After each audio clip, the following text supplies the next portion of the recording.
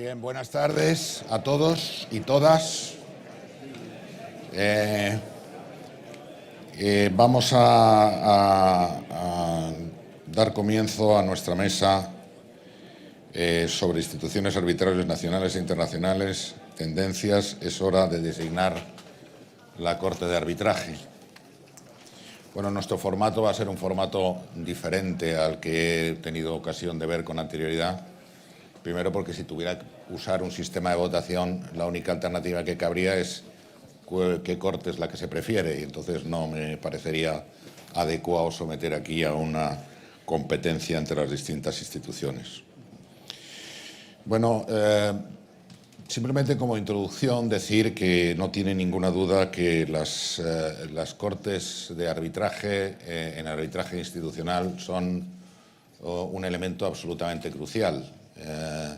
Tanto es así que en el caso de la ley española, en la reforma de 2011 se las hizo solidarias en los casos en que se declare la responsabilidad de los árbitros por alguna de las causas en que cabe tal responsabilidad conforme a la ley de arbitraje, y se les obligó a partir de entonces a tener un seguro.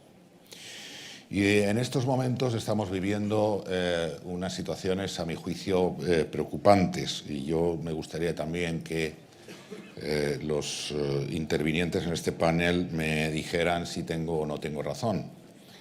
Porque yo creo que el número de recusaciones a árbitros están incrementándose. Sobre todo, en fin, yo creo que hay bastantes guerrilla tactics. Hay peticiones de anulación de laudos en mayor número con base en una presunta falta de independencia e imparcialidad de los árbitros, acciones de responsabilidad contra los árbitros, y luego un fenómeno que se está produciendo que son cada vez más las alegaciones de corrupción. Alegaciones de corrupción tanto como oposición en cuanto al fondo, básicamente en los arbitrajes de protección de inversiones por parte de los Estados, pero lo que está siendo más preocupante, y tenemos aquí a un representante peruano, alegaciones de corrupción por parte del Tribunal Arbitral. Y eso es un fenómeno realmente serio, ¿no? Entonces, bueno, pues todas estas cuestiones deben llevarnos a, en fin, elegir cortes de arbitraje claramente serias, reliable, y instituciones, en fin, que se ocupen de velar tanto en el proceso de designación de los árbitros como en la conducción del procedimiento, como es luego en la labor de escrutinio de los laudos, o alguna forma de garantizarse de que los laudos son ajustados y conformes a derecho. Bien, para hablar de distintos temas y distintas cuestiones que vamos a tratar a continuación, tenemos en la mesa, en primer lugar, a Annette Magnusson, que es secretaria general de la Corte de Arbitraje de la Cámara de Comercio de Estocolmo, a Luisa Fernández, que es, en fin, reduzco sus currículums, es directora internacional del Conselho Arbitral do Estado de Sao Paulo, Dámaso Riaño, secretario general de la Corte de Arbitraje de Madrid, Jorge Abel, director general de CAE Perú, y Paul Di Pietro, que es Deputy Counsel de la International Chamber of Commerce de París. Bien, empezaremos con Annette. You're going to speak in English, no? You're speaking in English? Yes, I'm speaking English. Okay. Well, Annette, in your opinion, what are the challenges that arbitral institutions need to meet in today's world? And how these the users of institutions may expect from these new challenges?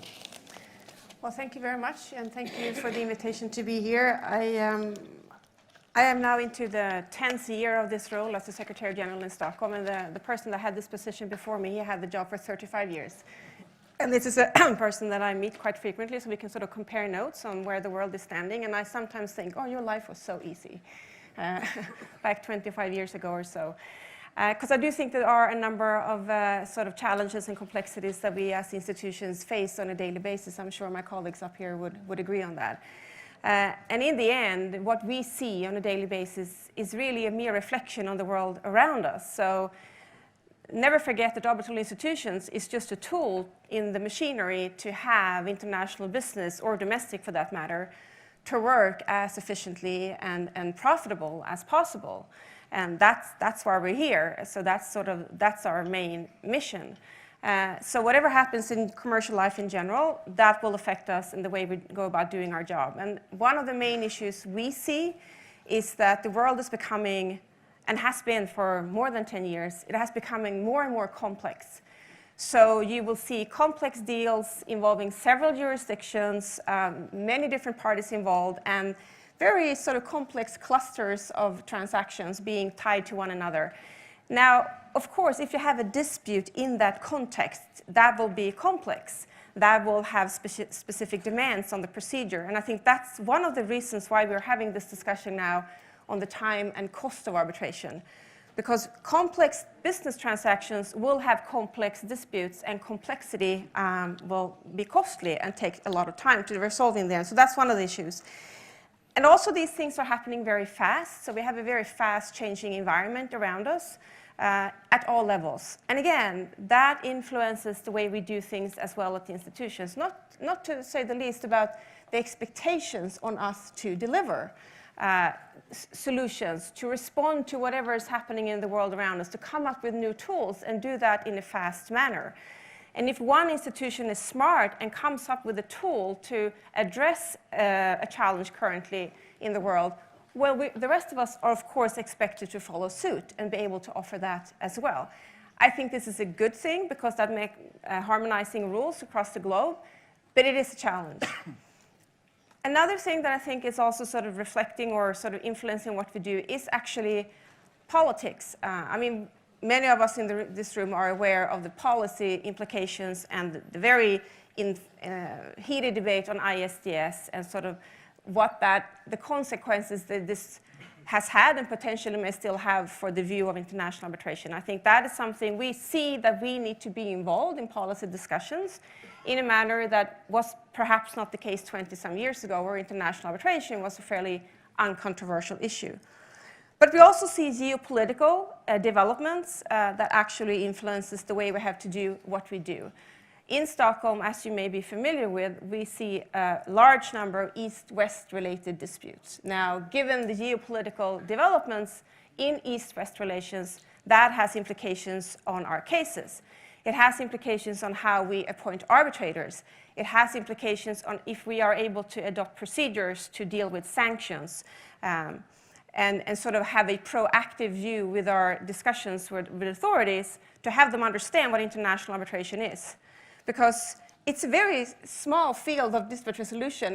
If you are a public authority, for example, giving exemptions to the sanctions regime, it is not clear that you understand what international arbitration really is. So as an institution, we need to be there and educate them beforehand, before actually it is too late. So geopolitics is actually a clear challenge for us. And I think it was mentioned before, the whole issue of compliance, being able to know your customer, know the users, who are the parties, so we do not end up in a money laundering scheme, that we do not have arbitration being used for the wrong purposes. That puts expectations on us as an institution to understand our cases and to actually take the time to dig into the details of the cases. And I will not even go into the GDPR issues and the implications that have. That's a clearly sort of political issue for us as well, or regulatory issue. And last but not least, on a daily basis, we need to assess how do we meet the requirements of cybersecurity as an institution and in our cases. And this will only increase going forward. These are pretty big challenges, but I'm very confident that we have it as institutions to meet them and to come up with the tools and to do it in a good way.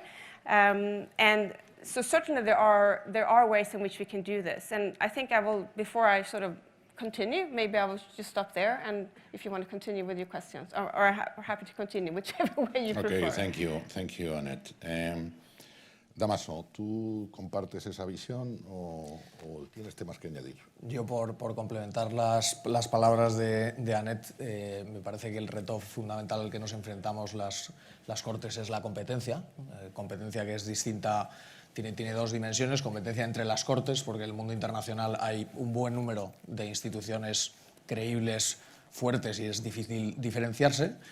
¿Qué podemos hacer para diferenciarnos?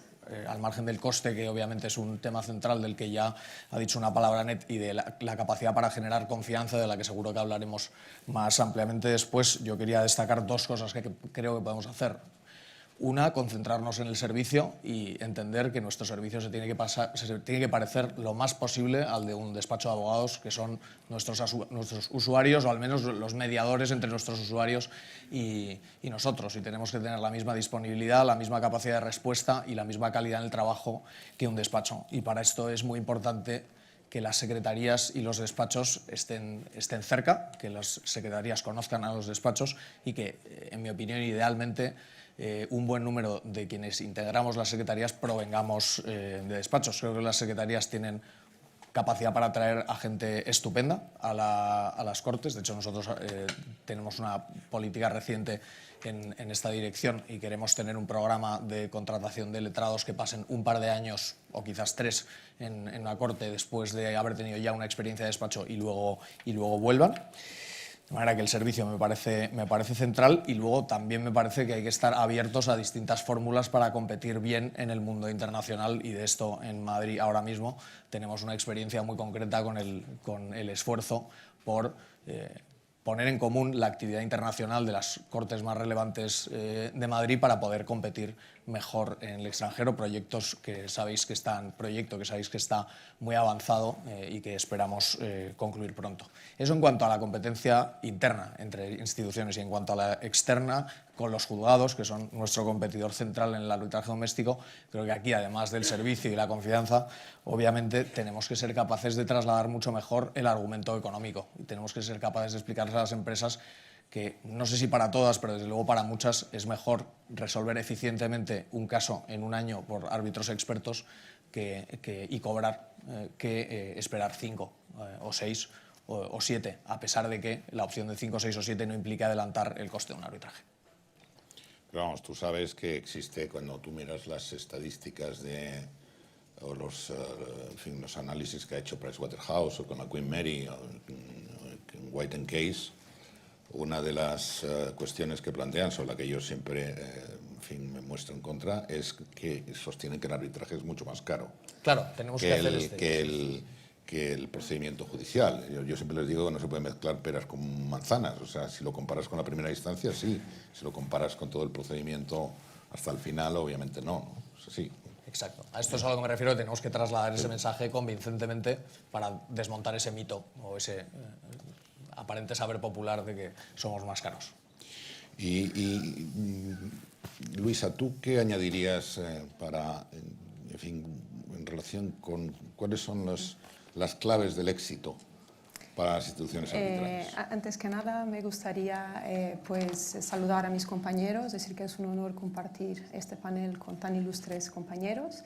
Agradecer también a Javier por la invitación de estar aquí hoy representando a CAESP. Yo diría un poco antes que yo veo que el arbitraje internacional ha evolucionado mucho en los últimos 20 años. Se han intensificado los conflictos, se han cambiado de hecho el ámbito de las disputas, se han vuelto más complejas, los usuarios en sí mismos mucho más sofisticados en un mundo globalizado, y esto todo conllevó a que hubiera una mudanza de paradigma del arbitraje internacional, que a su vez lo que hace es lanzar nuevos desafíos a las instituciones arbitrales que tienen que actualizarse con relación a la realidad que tienen y de forma innovadora, con innovación. Yo diría que el éxito de la institución arbitral en sí mismo depende, como dijeron mis compañeros, en primer lugar de la excelencia del servicio, es su gran diferencial. La ejemplar conducción de procedimiento es fundamental. Para ello deberá siempre perfeccionar el reglamento, adaptando, como dije hace poco, a las realidades que van surgiendo, siempre ofreciendo una gestión eficiente, célere, imparcial, neutral, con transparencia y ética. Yo diría que factores de éxito que son valoradas por los usuarios en general serían la reputación y experiencia de la institución arbitral, la garantía de imparcialidad e independencia y la especialización también en el tipo de disputa. Es interesante que en este punto, y buscando los estudios que existen con respecto a la valoración que los usuarios hacen a la hora de elegir una institución arbitral, podríamos decir que de acuerdo con el estudio de Queen Mary University, se concluyó que lo más importante para los usuarios a la hora de elegir la institución arbitral era la reputación y también la internacionalización. A su vez, según el Comité Brasileño de Arbitraje, que realizó un estudio también con parcería con Ipsos, para los usuarios brasileños, en primer lugar, aparecería la valoración de un buen reglamento, un reglamento que sea eficiente, célere y ágil a la hora del procedimiento arbitral. Enseguida vendría la secretaría competente, o sea, la diligencia, la responsabilidad en la gestión del procedimiento y, obviamente, la rapidez y agilidad. Pues yo diría esto, o sea, en realidad, calidad de los servicios, independencia arbitral, imparcialidad, que no haya ninguna duda a la hora en algún momento sobre la actuación imparcial, neutral de las instituciones arbitrales, la transparencia, que es un punto muy importante, o sea, tener lo máximo de información el usuario a la hora de decidir sobre la institución arbitral y pues en fin, toda la cuestión también de la escasez de los árbitros, que no sé si vamos a hablar ahora de eso, pero en el sentido de hablaremos en poco, ¿no? Hablando del tema de transparencia, Paul, la CCI ha anunciado que a partir del año 2019 va a empezar a publicar los laudos, ¿no? Y bueno, pues yo creo que eso efectivamente va en favor de la transparencia, pero ¿cómo tenéis pensado compaginar eso con la confidencialidad? Aunque ciertamente la CCI siempre ha sido muy reacia a meter en sus reglamentos el tema de la confidencialidad, pero ese es un paso, a mi juicio, muy importante en temas de transparencia, pero puede tener un riesgo en cuanto a la confidencialidad. Sí, en efecto, José María, pero para empezar es importante señalar que la CCI ha en general dictado varias medidas tendientes a facilitar el acceso a los usuarios a mayor información sobre el arbitraje y su administración, para así hacerlo más transparente y confiable. Algunos ejemplos concretos son la publicación de información sobre tribunales arbitrales en el sitio web de la CCI, que va desde el nombre y nacionalidad de los árbitros hasta su posición en el tribunal arbitral, y eso se va a incrementar la información para incluir también los abogados que representan a las partes y el sector económico de la disputa, eso a partir de julio de 2019.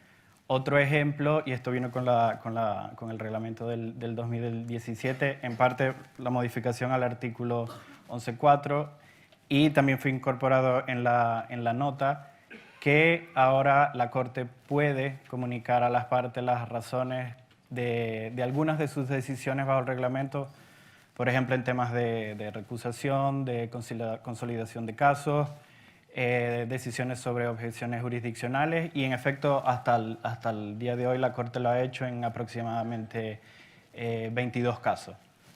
Fue siguiendo esta tendencia de poner en disponibilidad mayor información que la CCI decidió comenzar a publicar laudos que hayan sido dictados a partir de enero de este año, del 2019, pasados al menos 2 años de su notificación, y esto a fin de una vez más, procurar la transparencia en el arbitraje, pero sin comprometer las expectativas de confidencialidad de las partes. La idea también es procurar que haya un poco más de digamos, certeza jurídica en algunas cuestiones procedimentales y también de aplicación del reglamento, pero, ¿por qué no?, también certeza en cuanto a cuestiones más sustanciales. Sin embargo, en este sentido, yo creo que es importante decir que no se está hablando todavía de un sistema de precedentes, porque en mi opinión eso es algo totalmente separado y que va a depender en gran parte, primero, de que haya una cantidad considerable de laudos publicados y segundo, del uso que hagan las partes, sus abogados o los árbitros de estos laudos.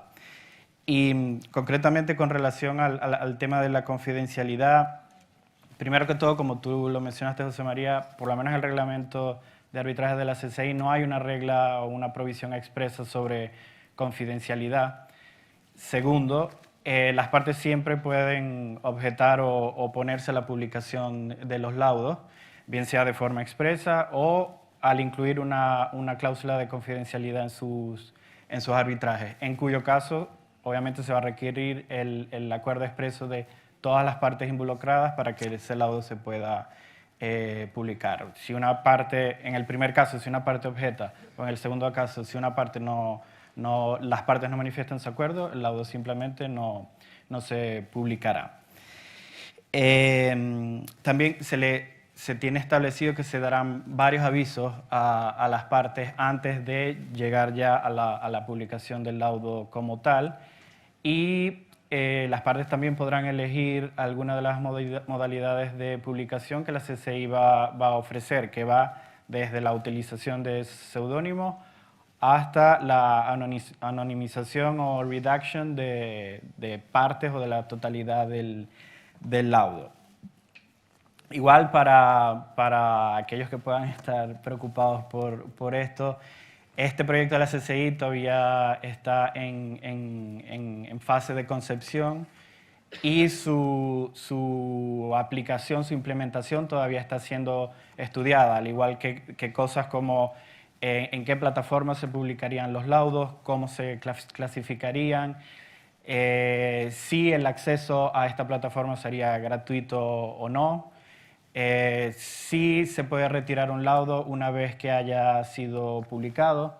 Todas estas cuestiones están siendo estudiadas para de aquí al momento que finalmente lleguemos a publicar el primer laudo ya estén concretadas. Por ahora únicamente estamos tomando nota en los casos en que alguna de las partes objete a la publicación. Y esta es una pregunta para todos los demás. ¿Tenéis previsto alguna política similar en vuestras respectivas cortes o no? Es decir, o no se va a producir la publicación de los laudos en ningún caso. Si me permites, en Perú la experiencia es muy enriquecedora, porque ya en Perú ya llevamos 20 años en arbitraje en contratación pública. 20 años de aplicación donde los contratos administrativos ya no van a procesos contenciosos administrativos, sino se resuelven mediante un arbitraje, que por ley es obligatorio. Entonces, estos 20 años han permitido que el organismo supervisor de las contrataciones del Estado, el OCE, quien es el organismo técnico que regula todas las contrataciones públicas y el arbitraje, se haya puesto como meta buscar la transparencia. ¿Y por qué buscar la transparencia? Porque estamos hablando de contratos públicos donde no solamente hay fondos públicos, sino hay un interés general que involucra no solamente a las partes, sino a toda una nación. En ese sentido, el OCE fue una de las primeras instituciones y organismos que publicó, ya llevan publicados más de 10.000 laudos, y estos laudos pueden ser descargados, estudiados de manera gratuita de su portal institucional. Y sirven mucho de jurisprudencia no solamente para los árbitros que ven temas similares, sino también para los árbitros y procuradores que representan el Estado, como casuística, y también para analizar las motivaciones que los diferentes tribunales arbitrales emiten. Entonces, la experiencia ha sido bien recibida y, claro, las críticas van desde las posiciones del arbitraje comercial que se preocupan, sí, por la confidencialidad, que era lo que comentaba un poco, pero cuando hablamos de arbitraje en contratación pública hay mayor apuesta por la transparencia, tanto es así que las últimas modificaciones que dentro de la legislación peruana han creado un registro nacional de árbitros, y esto es un registro a nivel nacional y también internacional, es decir, si un tribunal quiere arbitrar en Perú, tiene que estar adscrito al Registro Nacional de Árbitros. Y esto es supervisado por el OCE, quien va a pedir información profesional de los árbitros, también que publiquen sus designaciones, cuántas recusaciones han tenido para establecer un récord arbitral. Y esto, hay varias críticas y posiciones encontradas porque el OCE está dando algo que no se ve ni a nivel internacional porque quiere implementar un récord arbitral donde de manera online y en un solo clic puedas poner el nombre de un árbitro y encontrar información de sus laudos, información de las recusaciones que tuvo, información de las designaciones de las partes y como abogado cuántas asesorías ha hecho. Entonces, esta información hay posiciones encontradas. Por una parte dicen la confidencialidad, por otra parte la publicidad, y es importante porque la transparencia hoy en día, al menos en Perú, por las crisis de corrupción que seguramente vamos a comentar más adelante, han sido bien recibidas porque ya pensando a futuro el Perú, y nos da miedo un poco los legisladores y congresistas que hay algunas voces que dicen hay que desaparecer el arbitraje en contratación pública y regresemos a la vía contenciosa administrativa, lo cual sería un retroceso porque ya llevamos 20 años aplicando y donde se ven disputas en obras, en bienes y en servicios que solamente el 2018 tuvieron como presupuesto aprobado más de 78.000 millones de soles y lo que se está ejecutando en controversias llevan pues más de 40.000 millones de soles. Entonces hay intereses de los peruanos en saber cómo se está manejando los arbitrajes donde participa el Estado. Entonces, sí, sobre eso te quería preguntar un poco sobre la experiencia que tenéis en Perú con el arbitraje, con la administración en la contratación pública, porque aquí llevamos tiempo. Antonio Hierro es persona que lo lleva impulsando, el conseguir que este tipo de experiencia peruana se traslade a España, ¿no? Porque ciertamente la jurisdicción contenciosa administrativa está colapsada y hay miles de millones de euros que están ahí, que no se sabe, en una especie de limbo a qué sitio van. ¿Cuál ha sido la experiencia peruana de someter eso a arbitraje? Porque claro, yo creo que efectivamente está muy bien, pero a mí me surgen cuestiones que he comentado con abogados peruanos, pues que a lo mejor el Estado nombra 30 veces al mismo árbitro. Es decir, entonces, ¿cómo se compagina eso con las reglas de la IVA o con las reglas de los códigos de conducta sobre las designaciones repetitivas? Sí. La experiencia peruana a lo largo ya de estos 20 años de aplicación nos han dejado muchas lecciones, porque cuando se implementó, el OCE implementa, anteriormente se denominaba Consucode, apuesta por llevar los contratos públicos a arbitraje, se enfrentó con que no tenía árbitros especializados en la materia de contratación pública. Pero en principio tenían árbitros especializados en derecho civil y penal, que era lo que básico en Perú. Entonces, muchos de los árbitros y los laudos que vimos y ya estamos estudiando a raíz de las publicaciones que ha hecho el OCE, es de que en contratación pública que aplicas una ley especial, aplicaban código civil y no la ley especial.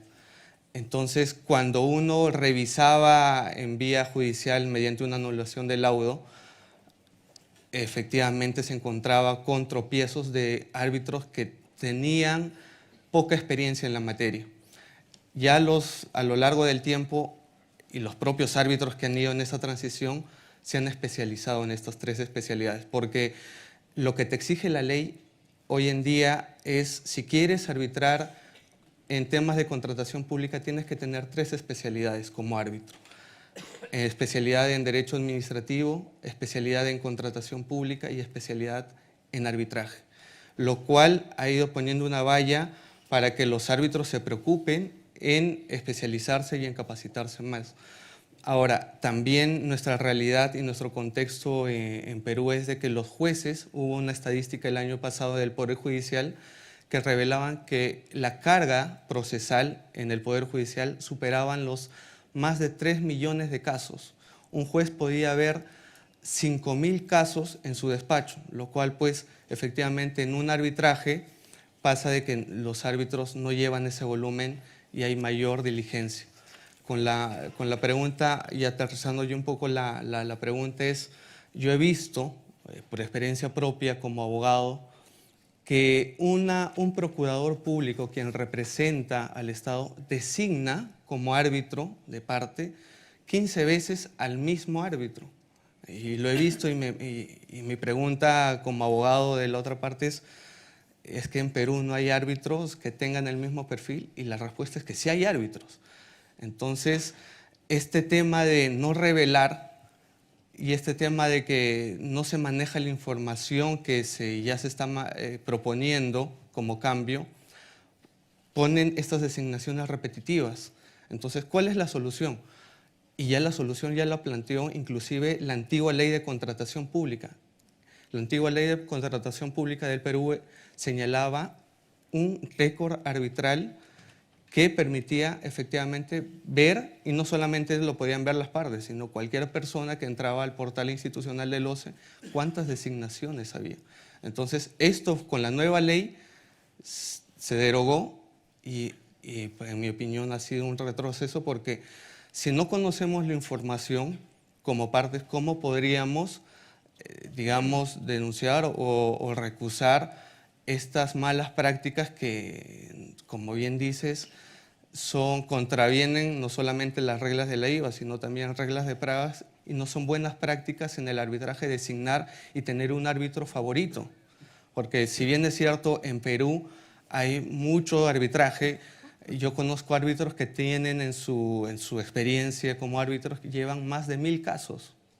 Y parte de esos 1000 casos que llevan son derivados de arbitrajes en contratación pública, y los otros, un 30%, arbitrajes comerciales. Y las designaciones son frecuentes. Y si me preguntas un poco más, ¿cuánto es la lista de árbitros adscritos al OCE? Son 150. Entonces, las disputas que tiene Perú en temas de contratación pública, tranquilamente al año estamos arbitrando más de 10.000 casos en contratación pública, y las designaciones efectivamente de los árbitros van a ser frecuentes.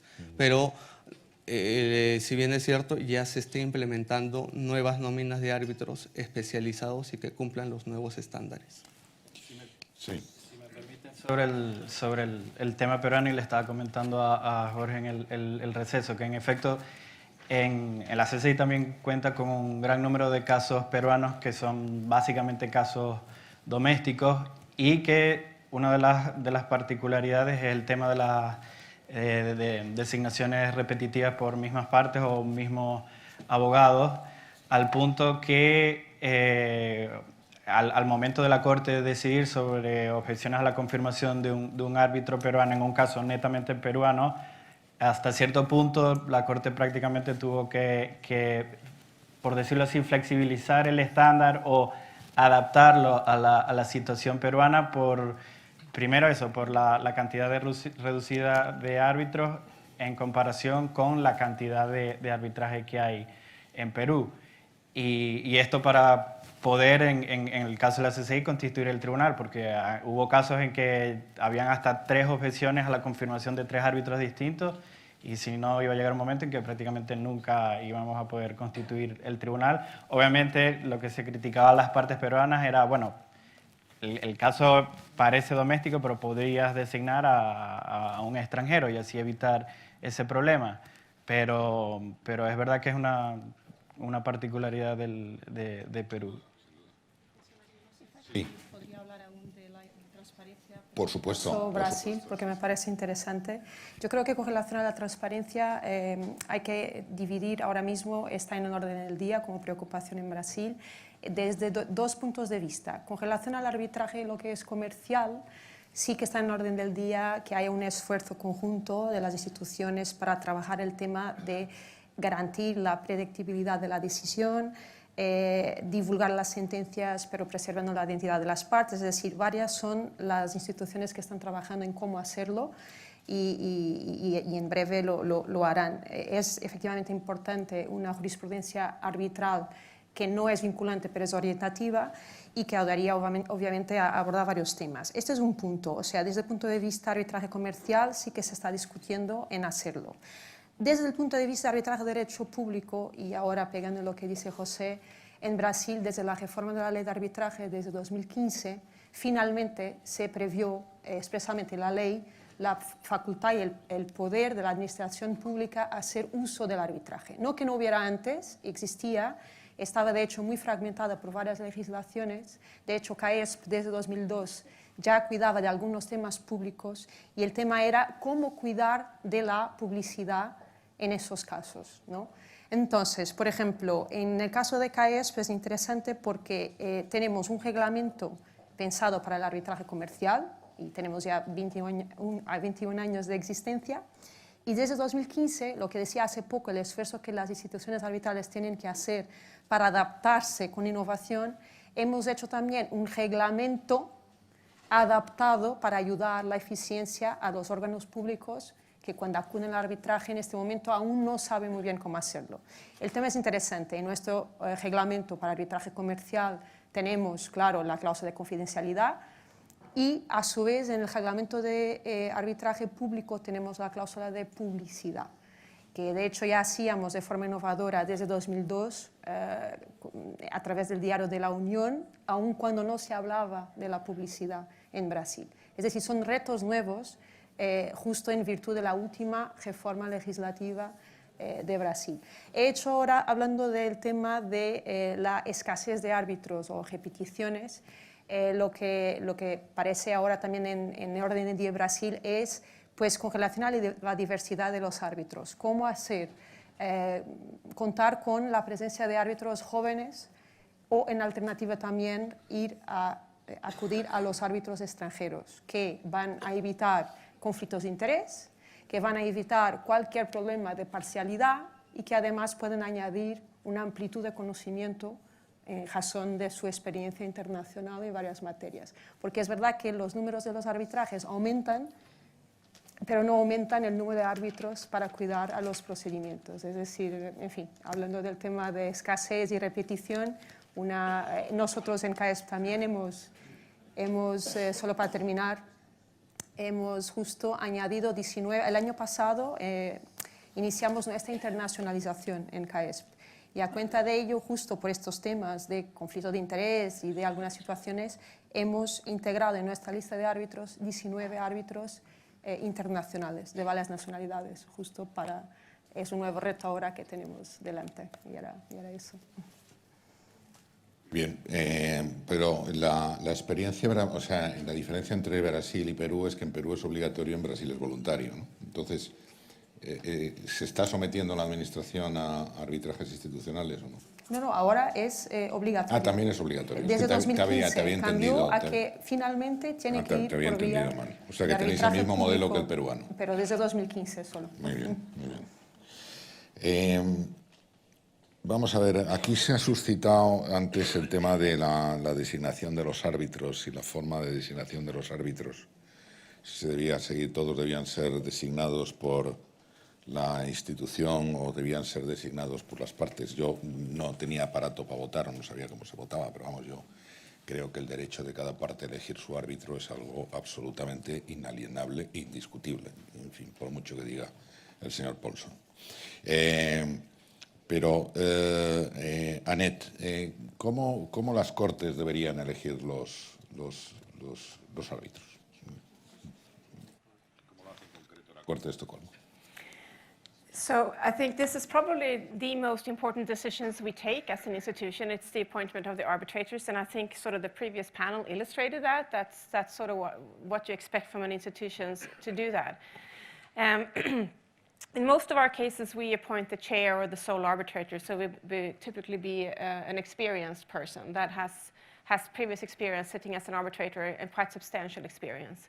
But of course, that's only one parameter, and the list is actually quite long on the issues that we look at. And when I say we, it is the SSC board, which is an international group of people sitting in the board that sort of decides on the appointment of arbitrators. And the board has adopted a policy for the appointment of arbitrators, which is available on the website, so you can see all the different parameters. But in essence, it's about getting the best person for each case. And what the qualifications will differ from case to case, as all of you in this room will know. So is this an issue of understanding the law, the applicable law? Is that decisive in this case? Or is this a case of understanding the context in which this deal was struck? Or is this a case where you really have to have been on the ground to see this is how you build a plant in this country or this part of the world? Because that will actually influence sort of how you read the dispute as such. So all of these things go in. I mean, language obviously is one thing, nationality. And one thing that I think is many times underestimated, not least when we see chairs being appointed not by the institutions, but by the parties or by the co-arbitrators, and that is to have good management skills. And I can tell you, regardless how professional or how skilled or knowledgeable a person is, if the chair does not have management skills, you will lose sort of the control of the arbitration. It's extremely important. And sometimes we will have long lists from parties involved, sort of what they think is important for the appointment. And you cannot have everything all the time on the list. And we do not want to strike out the management skills because it's so important for these issues that we have talked about before, to be able to lead the proceedings, to have an efficient procedure, to manage parties when they are trying to sort of run their own race or trying to obstruct the proceedings, to have courage to set deadlines and to sort of enforce the deadlines throughout the procedure, and sort of to have a cost-efficient procedure. So I think this is an underestimated character of a chairman or of a sole arbitrator. So this is something we really try to look at when we have proposals for appointments. And just tying into what was said in the previous panel, sort of who should appoint the arbitrators? Should the institution appoint all of them, or should the parties appoint, should we keep the current system where party-appointed arbitrators? We have seen in recent years, I'm not saying it's a big trend, but we see certainly a slight increase of the actual involvement by parties in the appointment of the entire tribunal. So even after the case has occurred and actually been filed, at that point the parties will sit down and they will agree on sometimes quite elaborate procedures for the appointment process that sort of they give to us and say, please do this for us. And that could include having a list procedure or having a deadline for the co-arbitrators to agree and so forth. In India, and as a default, the institution appointing be it the chair. But I find that when you have that sort of involvement from the parties, you also have a buy-in to the legitimacy of the procedure. And the legitimacy was talked about before, but I do sense that if parties have had a sense of they were there, they were able to have their voice heard in terms of the constitution of the tribunal, even if in the end the institution did appoint because, for example, the co-arbitrators could not agree, that benefits the rest of the arbitration, sort of the loyalty to the procedure from the parties involved. So to answer the question, how should the tribunal be appointed, it's a complex issue that really requires a lot of thought. And I forgot also to mention, of course, the diversity issue, which is something that all institutions, and I think gladly enough, also all parties are looking at more and more in recent years. So we see the recent statistics at the SSC, not only did the number of women appointed by the institution increase, what is, I think, even more encouraging is that the number of women appointed by parties have increased substantially. And I think that's where you see the key of actually seeing more women as chairs and sole arbitrators in the future, because as we know, that's how you start out your arbitration career. So gender is one diversity issue. Obviously, diversity includes not only gender, we're talking about culture, we're talking about sort of geography, and I think that is maybe the next big challenge for the appointment process. Me están aquí achuchando.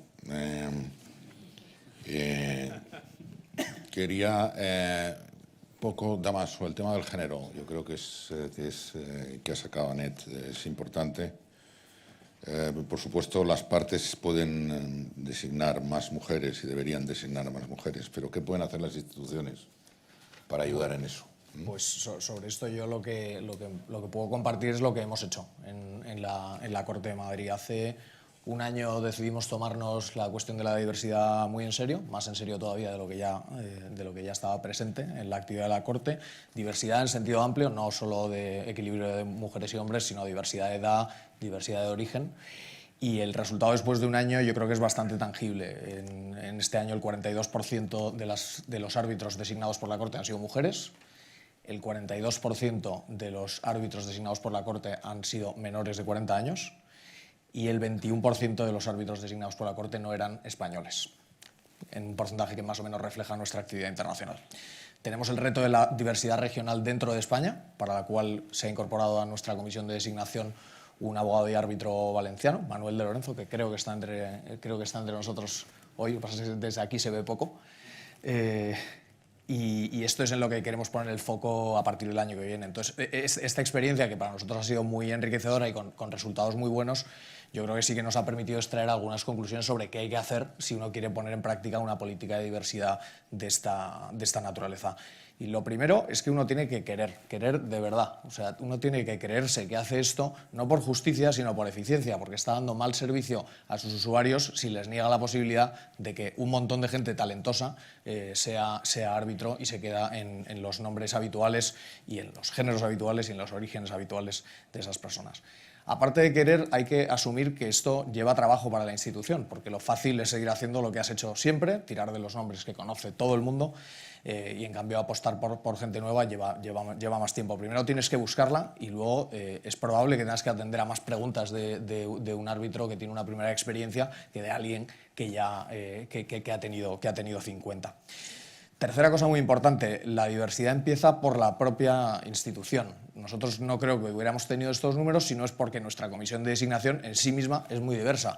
Tiene 3 hombres, 2 mujeres, una persona que no trabaja en España, una persona que trabaja en España pero no trabaja en Madrid, un académico, personas más árbitros que abogados, personas más abogados que árbitros. Si no tienes diversidad en el órgano que designa, va a ser muy difícil tener diversidad en el resultado. Luego, es un proceso que no es binario, aunque te lo propongas, tiene una curva de aprendizaje y nosotros nos hemos dado cuenta de que esta política, que nos parece que tiene todo el sentido del mundo, entra en contradicción con otra que también tiene todo el sentido del mundo, que es implicar a las partes todo lo que se pueda en la designación, también de presidentes o árbitros únicos. ¿Por qué? Nosotros hemos decidido que para casos de más de 1 millón de euros, la regla por defecto de la Corte es que se designe por lista, o sea que la Corte no designa directo a una persona, sino que facilita una lista de 3, de 5, de 7, los nombres que sean las partes votan, tachan y el preferido sale. Las partes son más conservadoras que la Corte y las partes tienden, aunque la lista sea paritaria, a elegir a más hombres. Bueno, pues de esto también tenemos que aprender. Esto es un mensaje que nos mandan las partes y nosotros tenemos que jugar con eso. Podemos tener una política pro diversidad estupenda y tenemos que conciliarla con la política de implicar a las partes, cosa que nos parece central. Y esto seguramente te lleva a que tienes que aprovechar más los casos de designación directa para apostar por mujeres o gente más joven o gente de fuera de Madrid.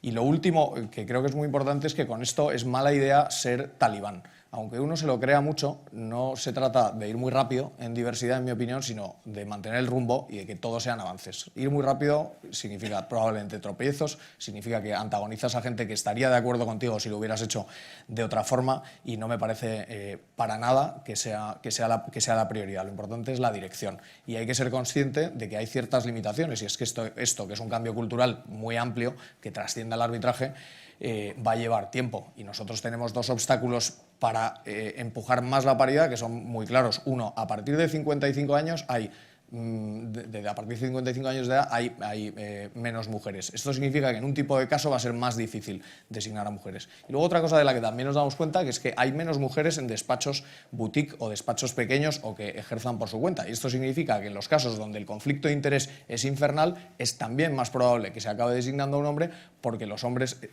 predominantemente tienen despachos individuales o colectivos más pequeños que nos facilitan la tarea. Así que hay límites, pero la experiencia ha sido estupenda y en esta línea vamos a seguir.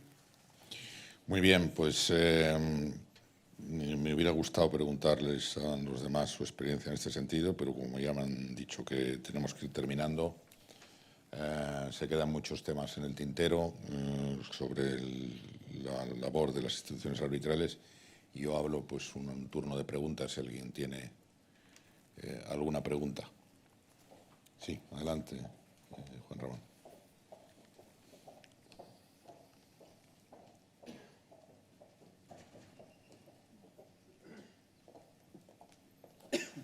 Aquí.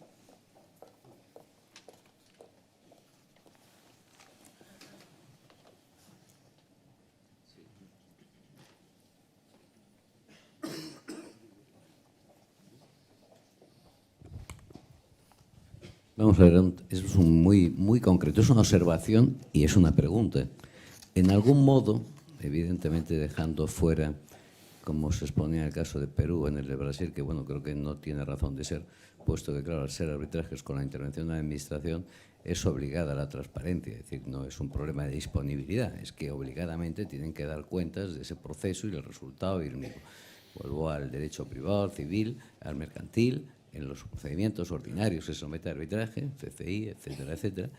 Estas continuas proyecciones de nuevos enfoques, de cómo intervenir en el arbitraje, muy en concreto, pues que es objeto de la exposición, en la confidencialidad, siendo la confidencialidad uno de los valores esenciales del arbitraje. Es decir, es notorio que en muchos casos acude fuera de esas presunciones que a todo quieren afectar, de corrupciones y demás, simplemente por una cuestión mercantil, de publicidad de las sociedades, de mantener las relaciones entre ellas, y que en esa confidencialidad es preferente a otros sistemas. No cabe con esto una huida de las cámaras, instituciones arbitrales que vayan entrando en este círculo de promulgar, difundir. Claro, evidentemente si se borran los nombres, si se pone un sinónimo acudiendo al conflicto, es fácil deducir quién está detrás del conflicto, y esto no sé, de algún modo no podrá provocar otro tipo de cámaras o incluso una vuelta al arbitraje ad hoc o arbitrajes sin instituciones de otro tipo, las designaciones clásicas del decano del colegio de abogados, el que el mismo designare, arbitraje ad hoc donde esos reglamentos no permitan el constreñir la voluntad de las partes que acuden al arbitraje entendiendo que van a tener esa privacidad en el conflicto. ¿Alguien quiere contestar, Paul? Bueno, primero, sí, yo creo que irse al arbitraje ad hoc no es opción por ahora. Como lo comenté en el caso de la CCI y toda esta cuestión de la publicación del laudo, creo que no es tan preocupante como pareciera, y por algo muy simple, y espero que de la CCI no me maten por decir esto, pero en verdad en la práctica prácticamente todos nuestros casos son, y yo creo que más del 50% son confidenciales porque las partes así lo han acordado, sea en su acuerdo de arbitraje o sea posteriormente en el acta de emisión o en algún otro momento del procedimiento. Ya ahí dejamos afuera el sistema opt-out para la publicación del laudo, y ya, como lo mencioné, se requeriría un acuerdo de todas las partes. Entonces, ya ahí, si todas las partes están de acuerdo en que se publique, no hay ningún problema. Si una sola no está de acuerdo, fin de la historia. Por eso no creo que al final haya este problema de si tratando de ser más transparente vamos a dejar a un lado la confidencialidad que puede o no ser importante para las partes. Igual yo creo que siempre ha habido este dilema de confidencialidad versus transparencia y siempre lo va a haber. Muy bien, ¿hay alguna última pregunta más?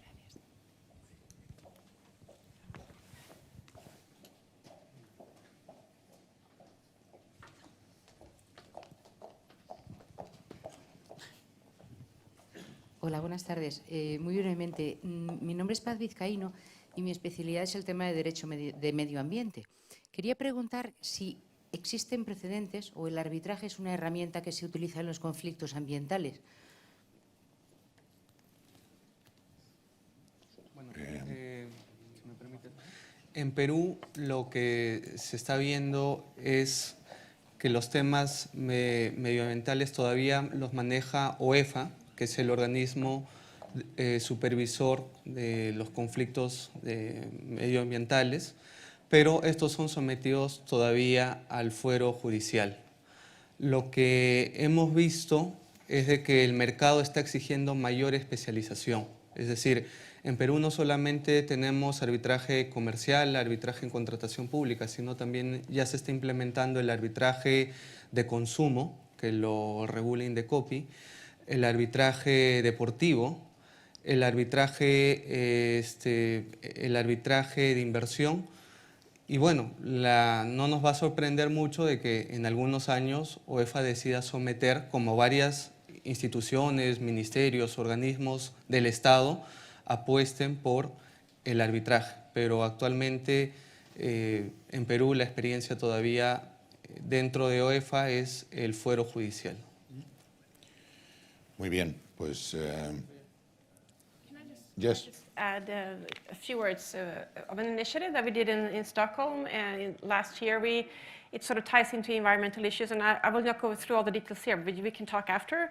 But this is an international competition where we use crowdsourcing to design a new international investment treaty for green investment specifically. So where we had the teams from more than 25 different jurisdictions that actually sat down and drafted 20-some treaties that sought to live up to the Paris Agreement targets. So it was a very, very exciting exercise with some really, really inspiring outcomes. So I'm happy to share that after we finish the panel. We call it the Stockholm Treaty Lab, I should say. Thank you very much, Annette. Muy bien, pues damos por concluido este panel y le pido un aplauso para los ponentes.